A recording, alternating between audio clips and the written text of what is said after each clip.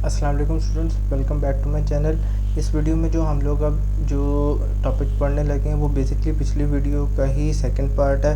मैंने आपको पिछली वीडियो में बताया था जो कि थी प्रिंसिपल्स ऑफ नोट इशू। तो अब इस वीडियो में हम लोग उस क्वेश्चन का बेसिकली सेकंड पार्ट पढ़ेंगे जो कि है मेथड्स ऑफ नोट इशू।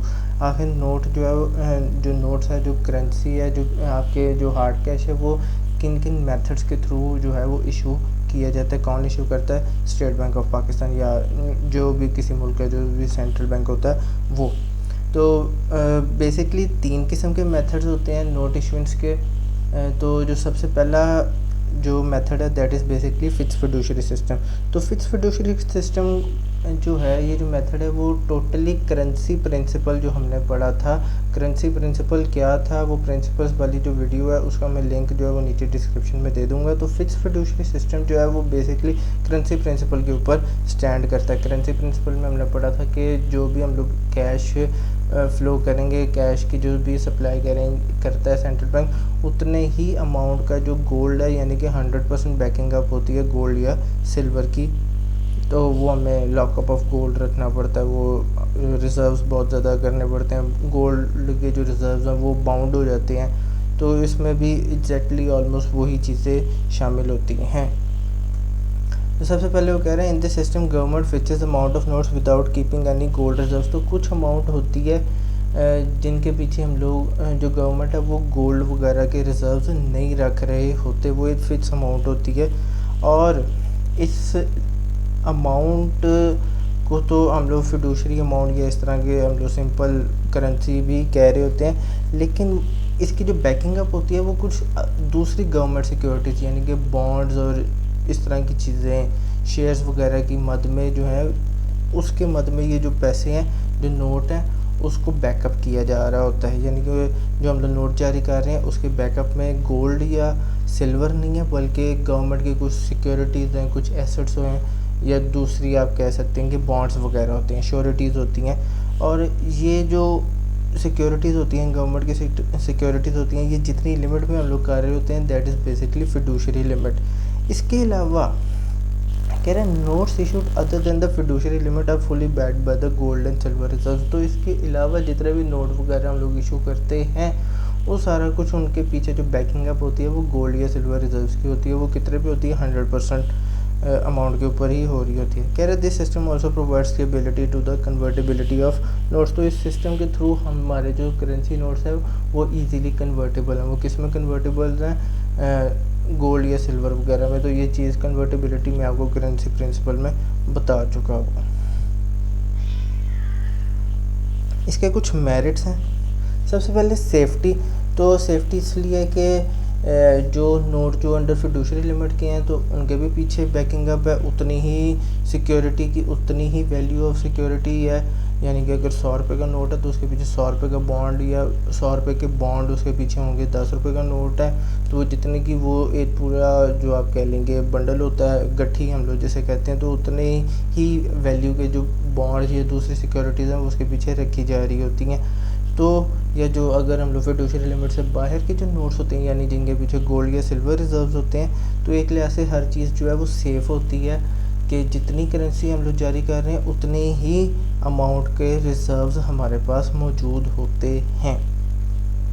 फिर स्टेबिलिटी।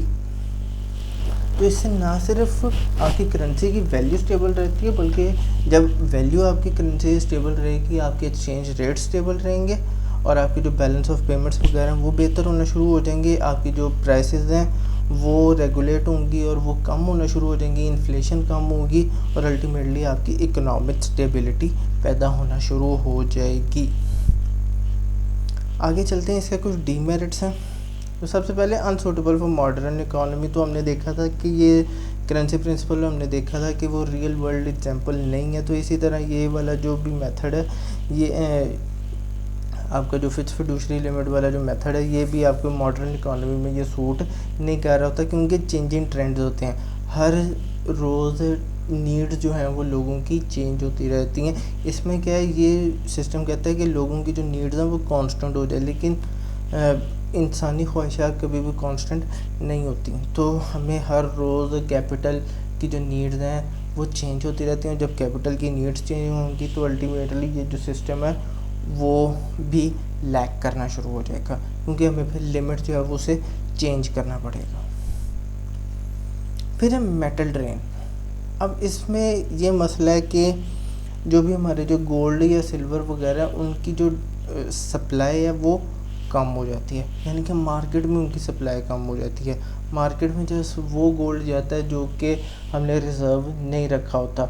बाकी ज़्यादातर जो अमाउंट होती है गोल्ड की, ज़्यादातर जो आप कह लें कि जो रिज़र्व होते हैं वो गवर्नमेंट के पास होते हैं। इसमें एक और भी चीज़ है, अगर ज़्यादा जो गोल्ड है वो मार्केट के अंदर है, कम गोल्ड जो है वो रिज़र्व्स में है, लेकिन सप्लाई ऑफ मनी पहले अगर डिमांड ज़्यादा हो गई है पैसे की, तो सप्लाई हमें जब ज़्यादा करनी पड़ेगी, नोट ज़्यादा जारी करने पड़ेंगे, तो अल्टीमेटली वो जो मार्केट के अंदर जो सोना पड़ा है वो हमें उठाना पड़ेगा और उसको एज अ रिज़र्व इस्तेमाल करना पड़ेगा। तो काफ़ी ज़्यादा इसमें मसले मसाइल होते हैं। फिर इनइलास्टिक, तो मैंने आपको उसमें भी ये बात बताई थी करेंसी प्रिंसिपल में भी, कि जब तक गोल्ड होगा तभी तक हम लोग जो आप कह लेंगे जो नोट वगैरह है वो इशू कर सकेंगे। ये दूसरे जो रिज़र्व हैं, दूसरी जो सिक्योरिटीज़ हैं वो होंगी, तभी हम लोग नोट जो है वो इशू कर सकते हैं। और जितने के वो होंगे उतने ही आप कह लेंगे कैश जो है वो फ़्लो हो सकता है, उतनी ही वैल्यू का कैश जो है वो फ़्लो होगा। फिर लॉकअप ऑफ गोल्ड। अब गोल्ड जो है वो एक फिक्स क्वांटिटी में हमने लॉकअप किया होता है कि ये वाला जो गोल्ड है वो मार्केट में हम लोग सप्लाई नहीं करेंगे।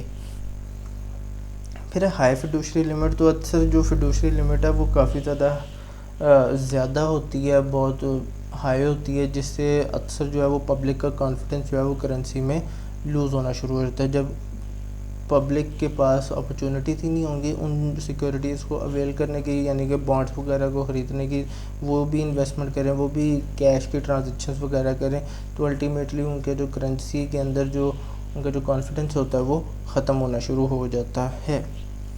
फिर अनरिस्पॉन्सिव टू ट्रेड रिक्वायरमेंट। जैसे मैंने आपको पहले बताया कि कैपिटल नीड्स जो हैं वो डे बाय डे चेंज हो रही होती हैं, तो जाहिर सी बात है जब कैपिटल नीड्स चेंज होती हैं तो आपकी ट्रेड रिक्वायरमेंट्स भी चेंज हो रही होती हैं। ट्रेड की नीड होती है कि कैश ज़्यादा से ज़्यादा फ़्लो करे, कैश के थ्रू ट्रांजेक्शन्स वगैरह की जाए।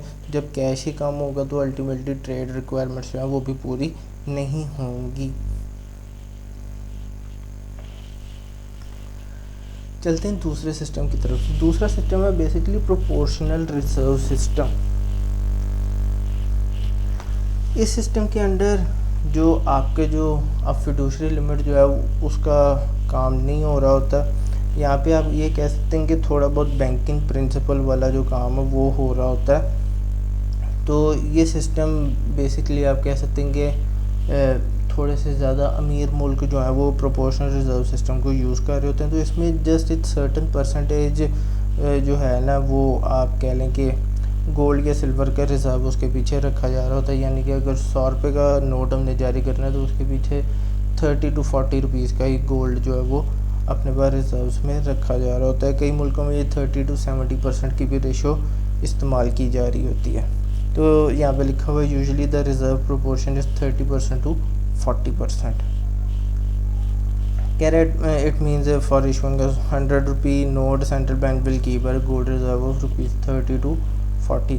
अच्छा, अब ये जो कह रहा है कि this currency regulation mode is most affordable system at present and is used in many countries. तो ये अफोर्डेबल तो है, लेकिन अफोर्डेबल उन मुल्कों के लिए जहाँ पे गोल्ड के रिजर्व ज़्यादा हैं। तो बेसिकली आप ये कह सकते हैं कि जो अमीर ममालिक हैं, जो फर्स्ट वर्ल्ड या सेकंड वर्ल्ड नेशंस हैं, वहाँ पर ये सिस्टम जो है वो ज़्यादा यूज़ किया जा रहा होता है।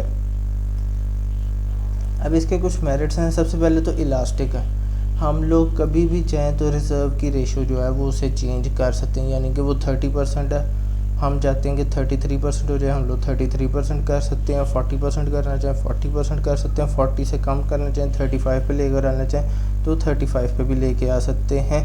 तो हमारे पास एक विंडो क्रिएट हो गई है 30 to 40 की। फिर दूसरी सिस्टम वाले तरह की नहीं कि जहाँ पे हमारे पास कोई रूम ही नहीं है कि हमने जस्ट 100% ही रखना है। यहाँ पर अब हमारे पास एक विंडो क्रिएट हो गई है कि हम 30 से 40% के दरमियान कुछ भी रख सकते हैं, और कुछ मुल्कों में ये 70% तक भी रखा जा रहा होता है। तो 30 से 70% और ज़्यादा बड़ी विंडो हो जाती है। फिर है सेफ्टी। अब यहाँ पे भी एक लिहाज से सेफ्टी ये होती है कि स्टिल काफ़ी हद तक जो बैकिंग अप है वो स्टिल काफ़ी ज़्यादा है, 30 to 40 या अगर 70% वाला भी अगर कहीं पे सिस्टम चल रहा है तो काफ़ी ज़्यादा बैकिंग अप रह रही होती है, कन्वर्टिबिलिटी वगैरह आसान हो रही होती है, तो स्टिल रिज़र्व्स अच्छे खासे स्ट्रॉन्ग हो रहे होते हैं और उससे हमें ये भी पता चलता रहता है कि इन्फ्लेशन का ख़तरा तो नहीं बढ़ रहा। फिर इसके आगे कुछ डीमेरिट्स हैं। सबसे पहले इफ़ेक्ट ऑन इकॉनमी, तो यहाँ पर भी अब मसला वही है, इकॉनमी के ऊपर मसले मसाइल पड़ेंगे। कैसे? सप्लाई ऑफ मनी, यानी कि हम अब यहाँ पे क्या है, हमने रिज़र्व थोड़ा कर दिया, तो जब रिज़र्व थोड़ा होगा तो हमारे जहनों में ये होता है, सेंट्रल बैंक के जहन में भी ये होता है कि अब हमें रिज़र्व थोड़ा रखना पड़ेगा, हम लोग ज़्यादा नोट उसके बदले में जारी कर सकते हैं। और अल्टीमेटली जब ज़्यादा नोट जारी होंगे, कैश फ्लो ज़्यादा होगा, सप्लाई ऑफ कैश ज़्यादा होगी, तो अल्टीमेटली मुल्क में इन्फ्लेशन पैदा होना शुरू होती है। जब इन्फ्लेशन होती है तो मुल्क में महंगाई होना शुरू होती है, चीज़ों की कीमतें जो हैं वो बढ़ना शुरू हो जाती हैं। फिर अनएबल टू कंट्रोल प्राइसेस, तो वही बात है कि एक्सेसिव नोट सप्लाई की वजह से इंसान की जो परचेजिंग पावर है वो कम हो जाती है और इन्फ्लेशन बढ़ना शुरू हो जाती है। फिर लॉकअप ऑफ गोल्ड, तो इसमें भी हम लोग जो है वो काफ़ी ज़्यादा जो परसेंटेज है गोल्ड की वो लॉकअप कर लेते हैं, वो हम लोग रिज़र्व की सूरत में रख रहे होते हैं। एक लिहाज से तो ठीक बात है, जब हम लोग 70% तक का जो परसेंटेज है उसको अवेल कर रहे हो, उसको यूज़ कर रहे हो, तो काफ़ी ज़्यादा जो गोल्ड है वो मार्केट में जाने के बजाय बैंकों में पड़ा होता है। फिर है drastic reduction in note issue, तो इसका भी एक मसला ये है कि अगर तो हमने गोल्ड एक्सपोर्ट कर दिया, गोल्ड के बदले में हमने फॉरेन एक्सचेंज कमा लिया, तो उससे भी आपका जो नोट सप्लाइंग का जो एक इशू है वो क्रिएट हो जाता है, यानी कि अब हमारी जो सप्लाई ऑफ नोट इशू है वो कम हो गया। हमारे पास गोल्ड के रिजर्व्स पहले ही कम थे, हमने ऊपर से वो गोल्ड के बदले में फॉरेन एक्सचेंज ले लिया, यानी कि गोल्ड हमने एक्सपोर्ट कर दिया, बेच दिया, तो उसके बाद जब हमारे पास रिज़र्व्स ही नहीं होंगे, रिज़र्व्स बहुत कम होंगे, तो अल्टीमेटली हमारा जो नोट इशू है वो भी बहुत कम हो जाएगा। लेकिन नोट इशू में ड्रास्टिक रिडक्शन नहीं आनी चाहिए, यानी कि एकदम से धड़ाम से कम नहीं होना चाहिए, आहिस्ता आहिस्ता हमें रिज़र्व रेशो जो है वो कम करनी चाहिए। क्योंकि जब अगर हम लोग एकदम से पैसे की जो फ़्लो है वो कम कर दें, पैसे का सप्लाई कम कर देंगे, तो मुल्क में जो इन्फ्लेशन का ख़तरा तो हम लोग टाल देंगे और उससे फिर मुल्क में डीफ्लेशन हो जाएगी, यानी कि आपकी जो वैल्यू ऑफ करेंसी है वो मज़ीद डी वैल्यू होना शुरू हो जाएगी। Next step is minimum reserve system.